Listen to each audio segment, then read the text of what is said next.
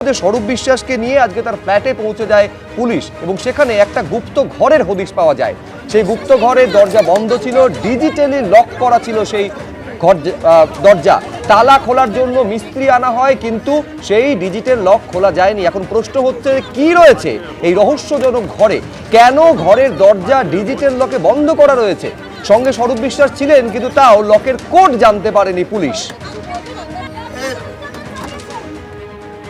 স্বরূপ বিশ্বাসকে গ্রেফতার করার পর স্বরূপ বিশ্বাসের যে শাহপুর কলোনির বাড়ি রয়েছে নিউ আলিপুর থানার অন্তর্গত, সেই শাহপুর কলোনির বাড়িতে কিন্তু রীতিমতো সেই ফ্ল্যাট বাড়িতেই কিন্তু নিউ আলিপুর থানার পুলিশ কেন্দ্রীয় বাহিনীর জওয়ানদেরকে সঙ্গে নিয়ে তারা কিন্তু এখানে সার্চ করছেন।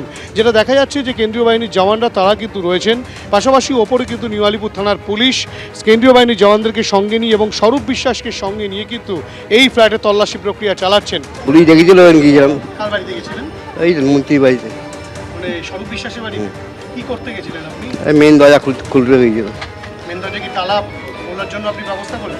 খুলিনি, দেখালো কি হবে না হবে, লক খোলার জন্য।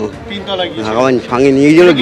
মেন দরজা ছিল না অন্য কোনো দরজা? ভিতরে ভিতরে কোনো একটা দরজা, সেই দরজা ভাঙার কাজে গেছিল, মানে খোলার কাজে। সেই চাবি তৈরি করে দিল?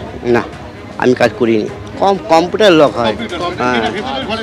হ্যাঁ, ভিতরে ঘরে। স্বরূপ বিশ্বাসকে নিয়ে ইতিমধ্যেই কিন্তু কলকাতা পুলিশের টিম তারা বেরিয়ে গেল স্বরূপ বিশ্বাসের বাড়িতে। দীর্ঘক্ষণ ধরে তাকে নিয়ে তল্লাশি চালায় কলকাতা পুলিশ এবং স্বরূপ বিশ্বাসের বিরুদ্ধে যে অভিযোগ উঠেছিল সেই অভিযোগের পরিপ্রেক্ষিতে কিন্তু বেলা 12টা থেকে প্রায় 4টে পর্যন্ত 4 ঘন্টা কলকাতা পুলিশের যারা রয়েছেন, দেখাবো একটা ছবিটা, সেই কলকাতা পুলিশের আধিকারিকরা তারা কিন্তু স্বরূপ বিশ্বাসকে নিয়ে দীর্ঘক্ষণ তার যে শাহপুর কলোনির ফ্ল্যাট, সেই ফ্ল্যাটে তল্লাশি চালায় এবং তল্লাশি চালানোর পরে তারা বেরিয়ে যান। কিন্তু এখনও পর্যন্ত স্বরূপ বিশ্বাস মুখে কুলু পেটেছেন, এ বিষয়ে তিনি কিছু বলতে চাননি।